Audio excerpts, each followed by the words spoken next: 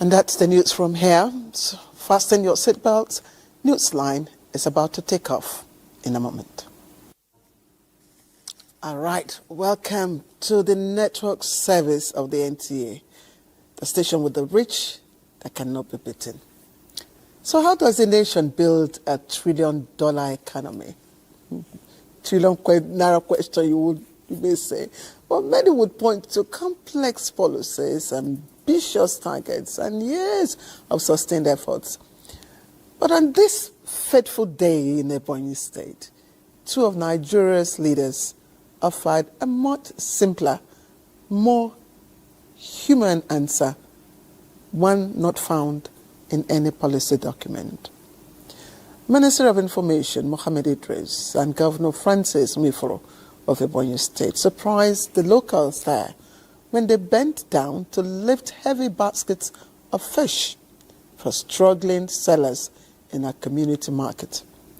And in that very moment, they bridged the gap between leadership and ordinary citizens, reminding us that true economic transformation begins with human connection and support at the grassroots. Here is Salihu Abdullahi Gwanara, who was there to witness it all. Afikpo is one of the popular communities located along the ongoing Trans-Saharan Superhighway connecting Enugu, Ebonyi, Abia, Benue, Nasarawa to the Federal Capital Territory. The people of Afikpo, particularly the women, have demonstrated the spirit of hard work as they take advantage of the Afikpo River and its natural endowment to venture into fish business. It was difficult to showcase the fish market in the community because I was in the convoy of the federal government delegation being led by the governor of Ebonyi State. A few meters away from the community, the convoy had a stopover to inspect the Afikpo River Bridge that is under construction by the federal government. Then, the ever-resilient women of Afikpo, with the support of the president of the Nigerian Institute of Public Relations, Ike Neliaku, who was among the entourage, defied the thick security and came face to face with the governor and the leader of the federal government delegation, Minister of Information and National Orientation. Though locally processed, their eyes could not go off the well-prepared smoked fish waiting for potential customers. Don't worry. Don't worry. Pricing settled. They demanded more, and the women brought all the fish in their store. This is 30. Yes, sir. That is 210. Hey! You want me to get another one?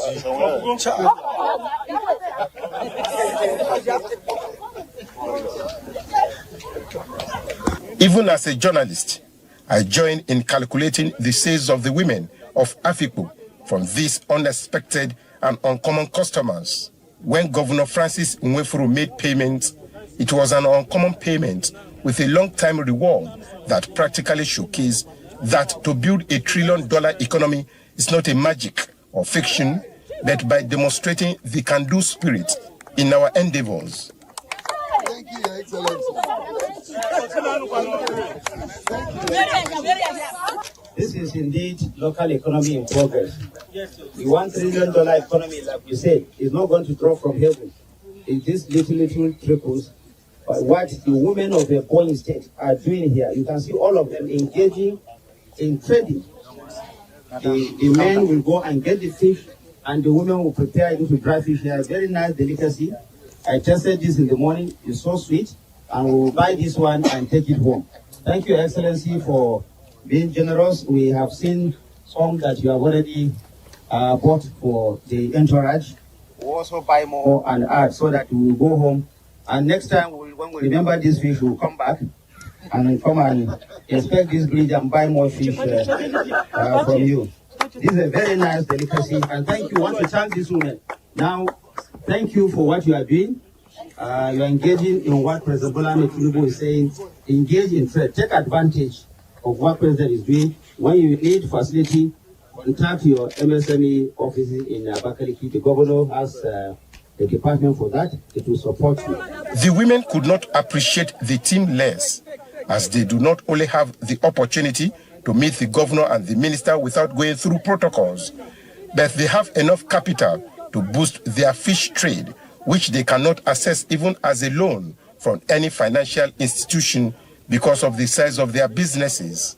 For security reasons, I will not disclose how much the women were paid extra, but there was an assurance that with what they have received, whenever you find yourself in Afikpo, there will be more smoked fish available. God will bless you, our President Bola Tinubu, for his support. At the end, each car in the convoy was given a stick of the smoked fish to add to the menu while the inspection of federal government project lasts. I have so many things to say about this story, but I'll just keep some to myself. But Salihu, remember, if you see something, say something. All right. And to the Honorable Minister and the Governor, that is really stepping out of, policy and documents and meeting the people at their very roots. Thank you.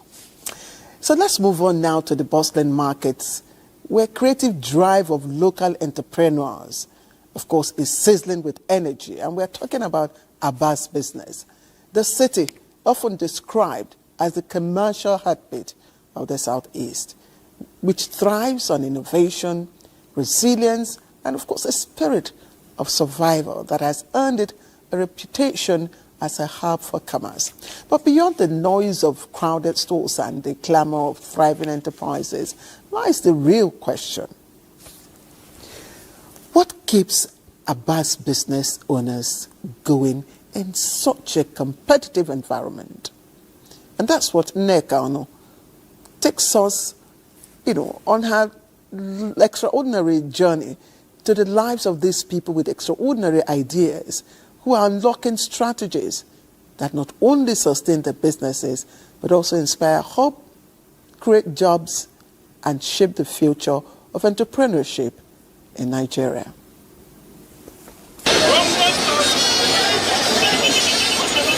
From the bustling area international markets to emerging tech hubs and creative startups, Abuja's business heartbeat is loud, steady, and unmistakable. Here, entrepreneurs are rewriting the rules, blending age-long commerce with modern strategies to reach far beyond their borders. Amid the vibrant display of goods, one wonders what their secrets to standing out in such fierce competition. These aren't shoppers on the move. They are mannequins, skillfully arranged to catch the eye. Their impact remarkably effective. It's through this mannequin that people can see our product and know how fitted it can be to their body, and also how good it can be for the people that are buying and selling as well. This how I'm carrying it on head, people can see it far away. In a day, I can say like 30, 40, 50. Still curious why Abuja is called the Japan of Africa? Step into its production hub, where the magic of the vision of labor comes alive. In minutes, you can walk away with a perfectly tailored outfit or a complete set of bedding, all created before your eyes. I am wearing this hoodie, made for me, in just 20 minutes after I arrived. You can produce more than 5,000 pieces a day. In a day like this, I can even produce like 100 sets of duvets. I won't buy 150 pieces. If I just say this one finish, I need to buy more than 500 pieces. But speed isn't their only asset. Innovation is another powerful driver of Abuja's success. To maintain that standard of Japan of Africa. So things that attract them coming down to us in Abuja, no matter how far is our quality, we maintain a quality that they can compete with other foreign countries. For these business owners, the winning formula isn't luck. It's a deliberate mix of creativity, resilience, and strategic foresight. It's a combination that keeps Abuja firmly ahead in Nigeria's ever-evolving commercial landscape.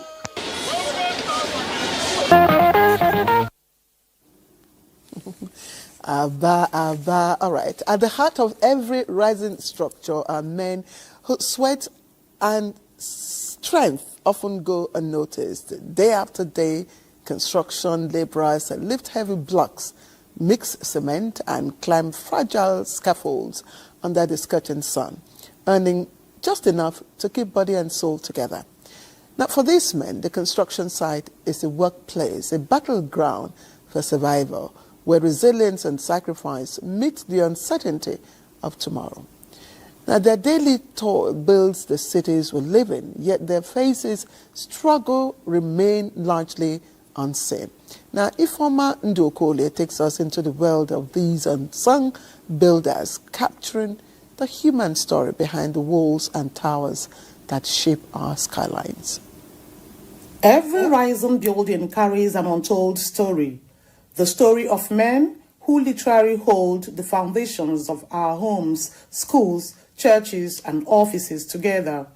For many construction workers, the site is not just a workplace, but a battlefield for survival, where strength is their only capital, and each day's pay determines tomorrow's meal. At one of the construction sites in Umuahia, Abia State, some of the laborers whose lives tell stories of endurance and strength recounted their struggles and achievements.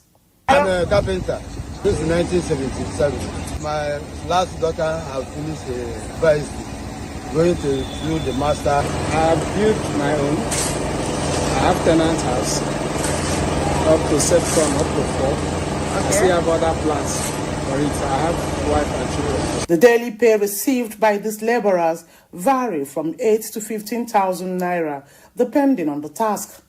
While these may appear fair on the surface, the irregularity of the work, the physical toil, and lack of insurance or retirement benefits cast a shadow on their struggles. Because they are not safety conscious, they are always faced with the risk of, trip and fall, falling from heights, like some construction towers, where we the surveyors are, you have the tower survey points. From such towers, because all these artisans don't even understand the procedure. They can trip and fall from there, and it cause them death. Some, it will maim them for life.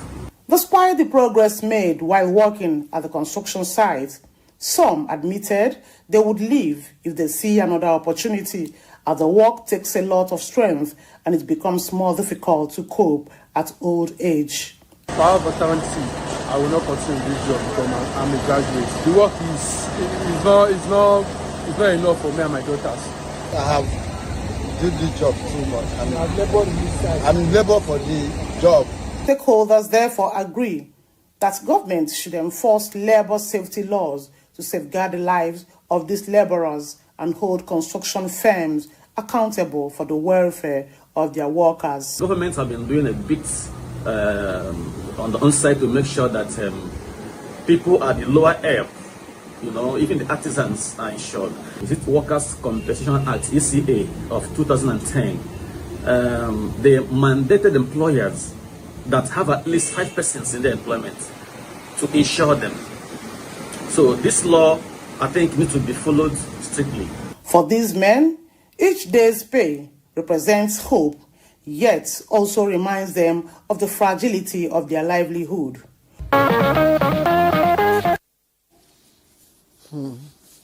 Now imagine working tirelessly for a top-of-the-class certificate, expecting it to open doors automatically. Now, top grades, a shining certificate, pride in the classroom.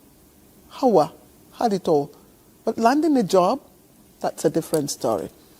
Her friend, however, who focused on graphic design, is now running a thriving business of her own. Now, this contrast tells a story many young Nigerians know all too well.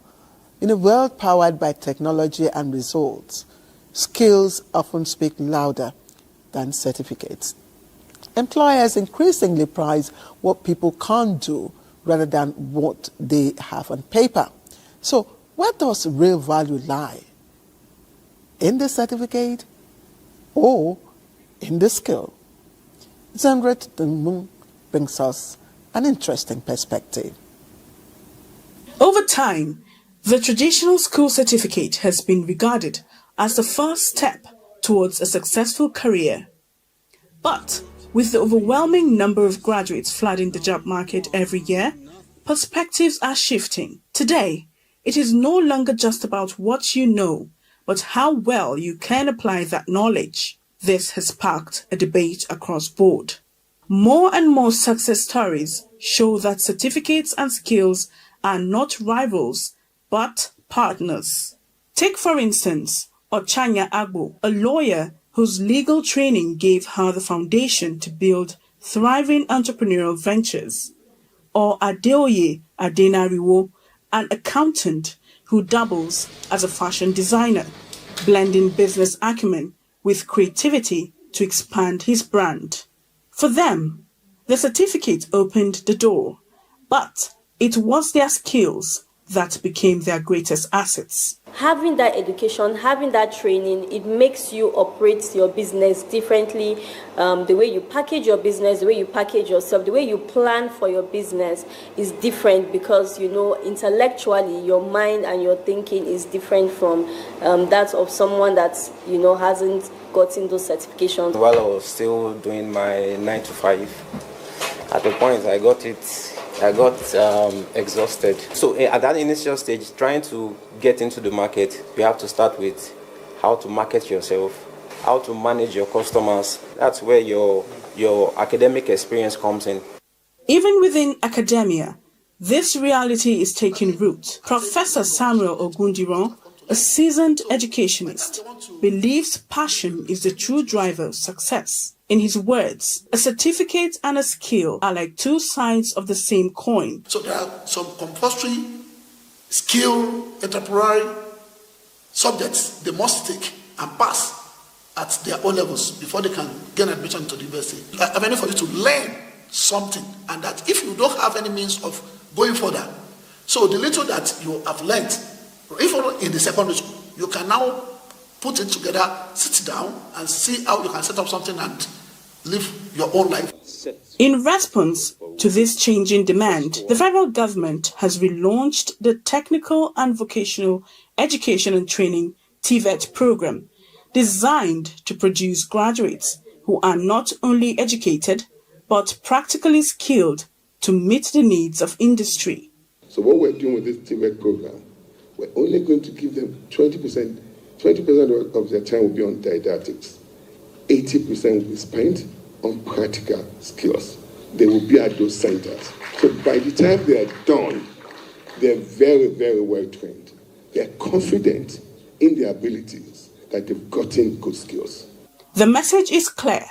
The future belongs to those who can combine the what with the how, turning knowledge into action. I agree. But let me just ask you a question. Assuming 4.8 million is mistakenly credited to your account, what would you do? Well, for someone like Faiza Abdulkadrim, who is a mother of 5 from Gwangi Ward and a cleaner, she chose integrity over temptation.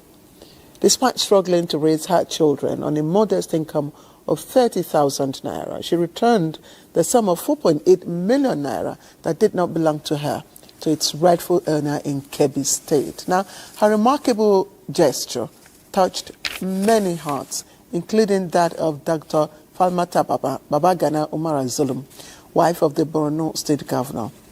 So, Faiza's story stands as a powerful reminder that even in the face of hardship, honesty remains priceless.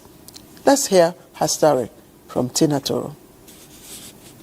In an era where trust is scarce and honesty but a shadow, lives a woman who chose right over wrong and a good name over riches by returning a whooping sum of 4.8 million naira mistakenly sent to her bank account by someone from Kebbi State. Faiza, a cleaner at the University of Maiduguri Teaching Hospital, who earns a salary of 30,000 naira monthly, with which she caters for her needs and that of her family, did what others may seem unthinkable, choosing to return the money in her possession after contacting the bank.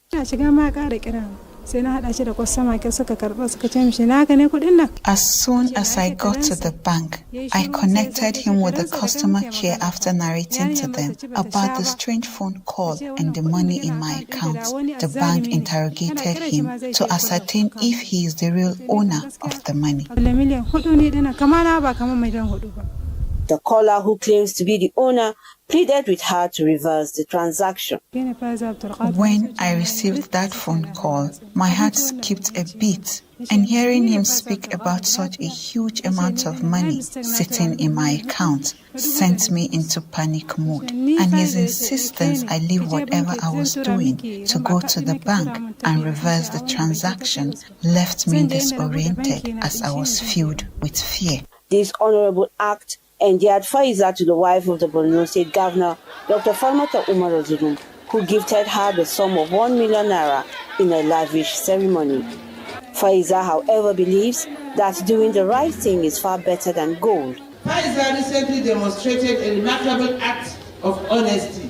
Faiza rushed to her bank, reported the incident, and immediately provided the account details of the sender so that the money could be returned in full.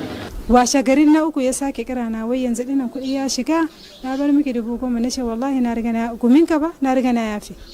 3 days after the money hit his account, he called me to confirm receiving the money, saying he has left me 10,000 naira in appreciation of my honesty.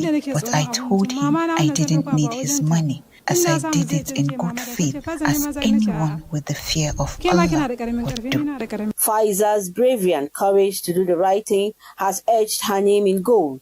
While some may see it as a missed opportunity, her action is a reminder that there are still good people in the world. Fantastic. Well done, Faiza. You're watching Newsline. Let's quickly take a break. We'll be right back. Welcome back. Now we'll take you to the ancient town of Nnewi in Anambra State, where indigenes and visitors converged for the 2025 Afiolu Festival. It's a yearly celebration that has for centuries reflected the people's rich cultural identity and agricultural pride. Now this year's edition, I beg your pardon, is supported by live continental beer of the Nigerian Breweries PLC, which provided a platform for dance, music and masquerade displays, and also rekindled family ties and strengthened community bonds. Ngozi Kekaro reports that for participants, the 2025 Afiolu Festival was indeed a lifetime experience. Grand entrance of the Marketing Director, Nigerian Breweries PLC, Sarah Aga, and cutting of ribbon for the Tall Yam Pyramid, first of its kind in the history of Afiolu and celebrations of Yam as king of all crops in Igbo land, set the tone for the auspicious event, which aims to amplify the festival's tradition. Life Beer is one of the leading beer brands in our portfolio, and Life champions the Igbo culture. Life believes that the Igbo culture is beautiful and should be celebrated, and to make sure that people all over the world hear about this festival. We're here to support the Afiolu Festival in Nnewi, and it shows that when Life Lager Beer says that they celebrate our tradition, they celebrate our resilience, our enterprise as people from the eastern part of Nigeria, that they really mean what they say. We put what we have been doing here to Nnewi to make sure that life still sustains what they have been doing. Symbolic New Yam cooking competition keenly contested by Nnewi 4 villages with emotions high saw Umudim emerge winner with the sum of 2 million naira first cash prize and first runner-up Otolo receiving 1.5 million naira, while second and third runners-up Nnewichi and Urago got 750,000 naira and 500,000 naira respectively. Anambra State Government and Nnewi community applaud Life Continental Lager Beer for the support engendered by long-standing relationship between them and the brand. The governor's message at this occasion is to commend Nnewi people for holding on to their culture. Government of Anambra State has always been in attendance annually at this event. And particularly because culture is at the forefront of what we're promoting in this government. I must thank the organizers of this edition because they have done so very well. They have done so much. This is the first of its kind since the beginning of since the inception of Afiolo. And I must thank Nigerian Brewery Life for their assistance, for their support to make this occasion a great one. And I pray that their business will continue to flourish. Holding last August every year to showcase a record harvest, the massive event makers enjoyed free drinks, gifts, and entertainment with rich Igbo cultural displays, with cameras clicking amidst cheers.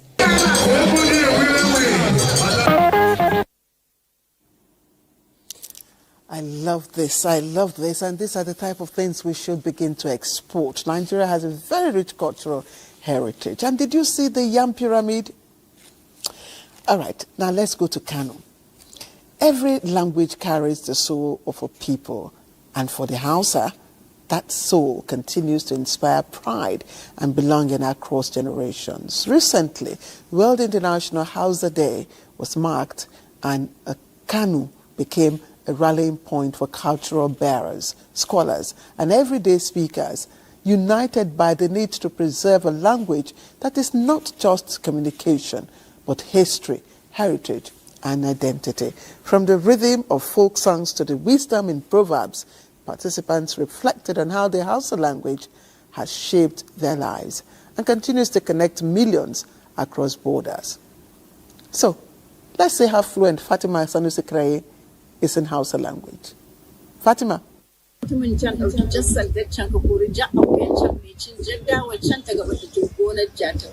That is how fluent yours sincerely is. World Hausa Week is celebrated annually to honor the Hausa language, its culture, and its profound contributions to communication, literature, politics, and society. With over 100 million speakers, Hausa ranks among the top 10 most spoken languages in Africa and is now taught in universities across the globe, including the United States, Germany, France, and the United Kingdom. This year's theme, Hausa and Culture, the Foundation of the Community, reinforces the importance of safeguarding traditions and passing them to the younger generation. The case of Sabiu Muhammad is a clear testament of traditional Hausa culture of transfer of knowledge that helps in sustaining the economy and the sociology of Hausa society. Honestly speaking, this occupation I inherited from my parents. In Kano, the celebration featured vibrant display of traditional music, dances, and cultural performance that showcase the richness of Hausa heritage. One thing that makes Hausa acceptable is that Hausa is adaptive.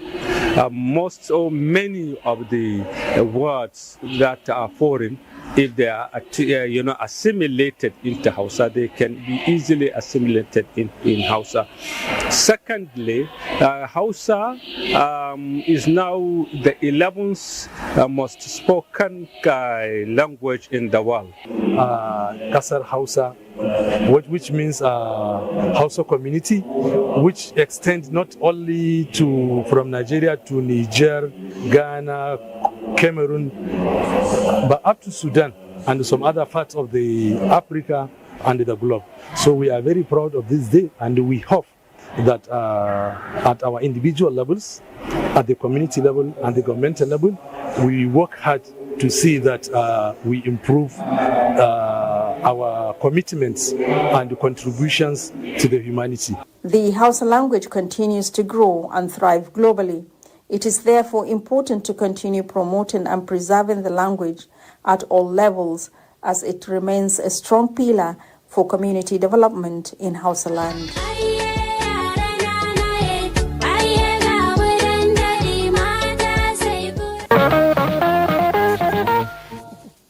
I love the dance. So, Sanidi Aiki Fatima, Baraka Darana Hausa. I hope I got that correct, but if I didn't, I guess I'll keep nodding and smiling until the day I graduate. Anyway, well done. So let's move to Daura in Katsina State, where the celebration also resonated.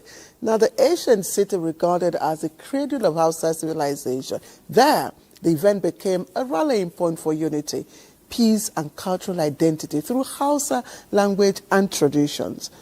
Hosseini Suleiman compiled this report for us.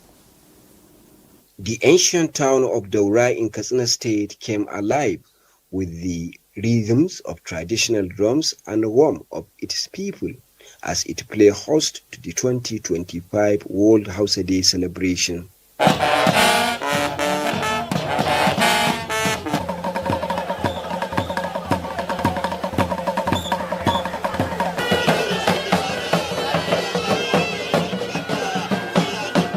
Beyond the colorful displays, the event was more than a festival, but a reminder of the value of cultural identity and the power of unity, providing a platform for people to connect, share ideas, and strengthen communal bonds.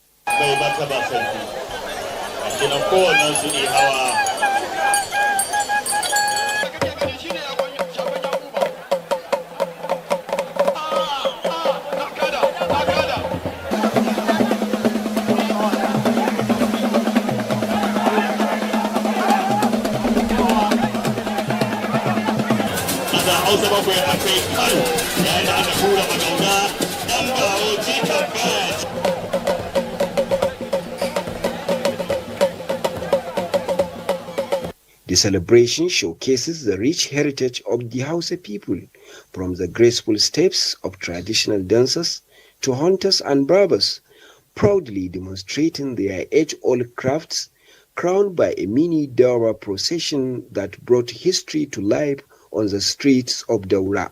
The whole essence of this thing that we are doing is to ensure that brotherhood and unity among the Hausa people.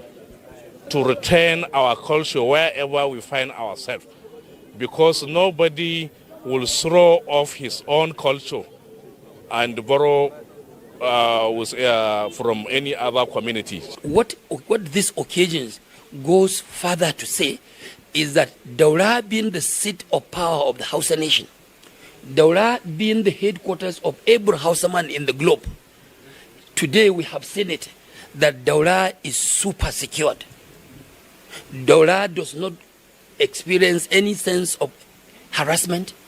World Hausa Day is not just a celebration, but a reflection of the resilience, creativity, and global contributions of the Hausa people. It is a day to honor the past, appreciate the present, and inspire hope for a brighter future for generations yet unborn.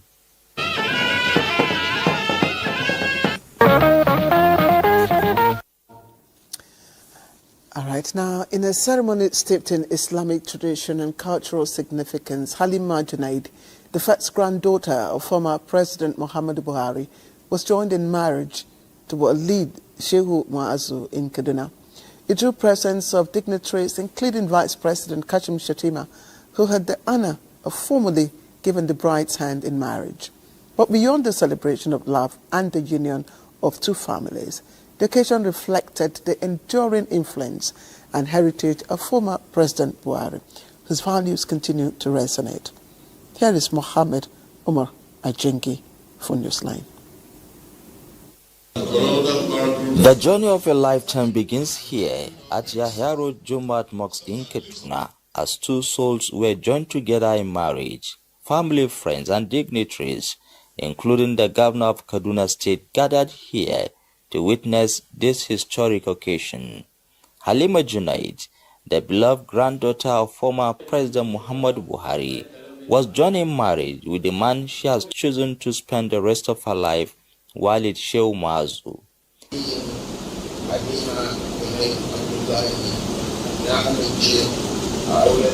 The Vice President Kashim Shettima performed the honor of giving the bride to the groom's representative after the payment of 500,000 naira dowry. I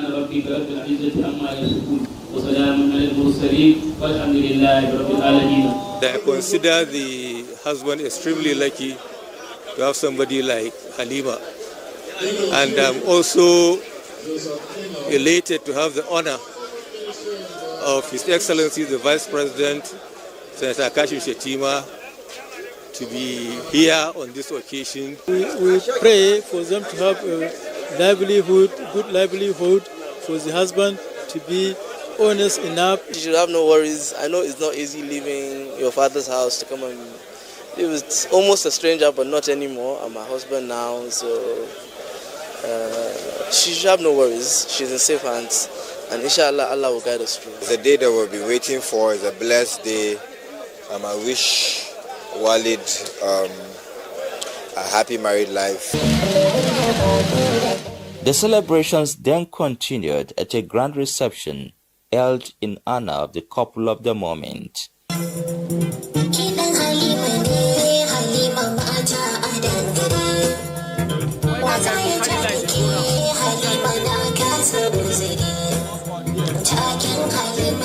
The ceremony was concluded with heartfelt prayers and best wishes for a joyful married life and the blessings of children. Alhamdulillah, we are really happy for this great occasion of Amira and Walid. There are more to come, inshallah, and I'm wishing them all the best. I will advise her to be patient, to always be patient. I wish her a happy married life. I wish that Allah blesses her new home and He guides, protects, and blesses her always. Lots of peace, joy, happiness. Lord, I just wish her everything good, and I pray that Allah blesses their marriage.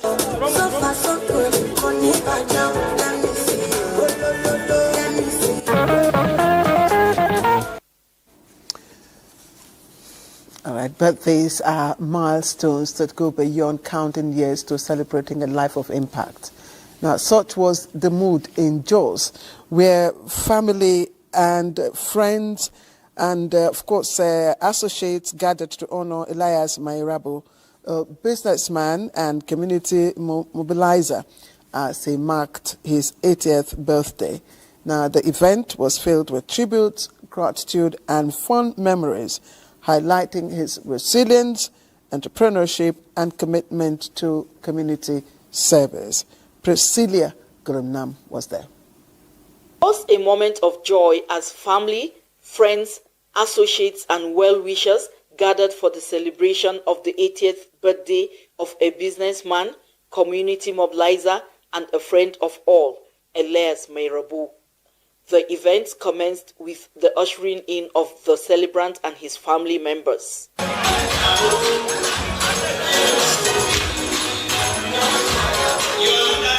Words of exhortation came from Reverend David Puffy, who urged the gathering to rejoice with those that are rejoicing. While congratulating the celebrant for the milestone, he urged him to remain prayerful and have faith in God. We need to reflect on our relationship with God. We need to reflect on our relationship with our spouses. We need to reflect on our relationship with our children. Children need to reflect on their relationship with their parents. Speakers at the event described the celebrant as a man of wisdom and integrity whose contribution to the development of the society is immeasurable. He is a mentor, an advisor, and certainly one you can approach in all honesty, and he will give you a very, very decent and very objective advice. And thankful to God for his long life and how God has kept him in health, and we're just really thankful and very excited to be celebrating him at 80. The founding president of Soccer on the plateau of Nigeria, and he has labored so much for us, and he handed over a legacy to us. He has always been somebody that has guided me personally. His advice has always been sound. I feel great, and it's God's special grace. Obstacles will always be there, but when you prepare yourself, you will certainly scale over those hurdles.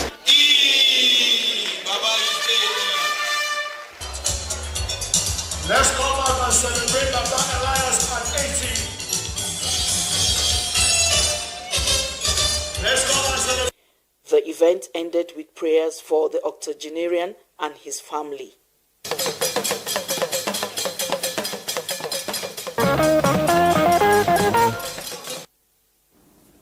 It was also a very beautiful and colorful outing that showcased rich Yoruba culture when family, friends, and well-wishers gathered in Lagos for the marriage of Moshope Keisha, daughter of the Federal Controller of Works, Lagos State, and her heartthrob Oluwatobi Odulaja. The traditional union was indeed a sight to behold, and Diane Ajale, of course, was there to capture all the thrills and frills for Newsline.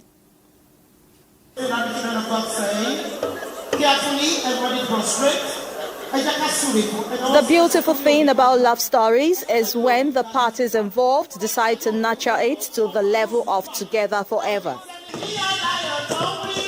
The marriage ceremony between Moshope and Oluwatobi commenced with the traditional rite where parents of Toby paid homage to the family of Olukorede Keisha, presented the marriage proposal letter from their son Oluwatobi with the presentation of various food items in fulfillment of the Yoruba marriage rites.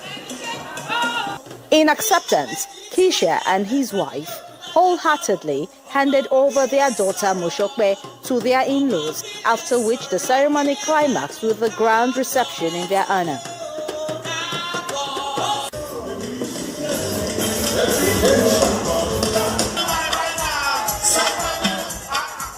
Of course, the bride and her father had their moment on the dance floor, and it was emotional. Then came mother and son dance.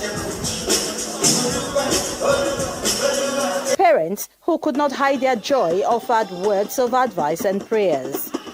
I'm grateful to God for all that He has done for me. The advice I'll give them is, number one, to hold on to God. To let the tenets of the Bible, tenets of God, be their guiding principle. I dramatically told her that the respect you have for me, translate it to your husband. My prayer is that God will be the cornerstone of our marriage. I'm happy because she's a good girl. I love her. I have all boys, and God is just giving me the daughters I don't have. God in His infinite mercies will give them the wisdom they need to cope in marriage. Good wishes were not in short supply for Moshope and Oluwatobi. Our prayer is that their union will be fruitful. May the Lord bless them, keep them, make them friends and lovers all the days of their lives. For the couple who met 5 years ago during their National Youth Service Corps, taking their relationship to the next level and making it official before their parents and guests is the best thing that has ever happened to them. I've gained a complimentary friend, a very determined man, a very confident person, a very thoughtful person, someone who is very caring and loving. She has the personality. You've probably been with her now for about 1 minute and you probably already love her too. That's the kind of person she is. Moshope is an engineer, while Toby is an accountant by profession. See what NYC can do? All right, let's take a break. We'll be right back.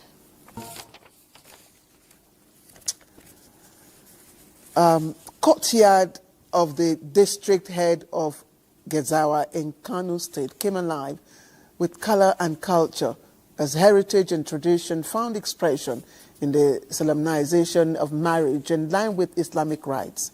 It was a moment of joy and continuity as the family of Major General Ahmed Tijani retired. Special advisor on technical matters to the Minister of Defense joined in matrimony with the family of the late Muhammadu Aminu Yusuf, former district head of Gezawa.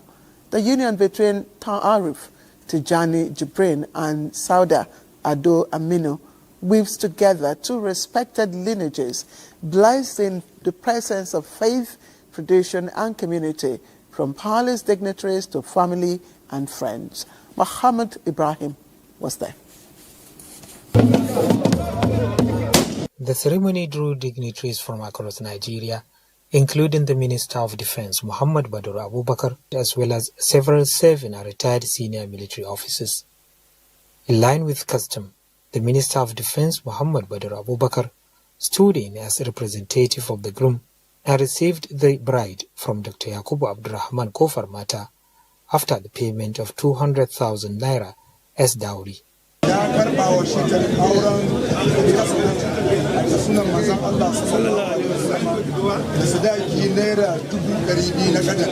The marriage was officiated by Imam Ibrahim Habib and witnessed by family members, elders and guests. Later in Kano City, a dinner reception brought together family, friends and associates of the couple. Well-wishers described the wedding as a moment of joy and a reminder of values that hold families together. I have seen the respect, the togetherness, the building family relationship that exists among the military. Each of them should be able to understand and accommodate the character of the other. Cooperation, prayers, and patience, they are the key words in any marital affairs.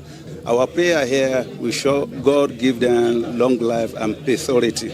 I know that it's an Herculean task to face marriage, but what is important, the happiness behind it and the blessing we are hoping Allah subhanahu wa ta'ala will bestow on the marriage supersede everything. I feel very happy, very delighted and excited, like any mother will do. Promise you she is going to be a promising child.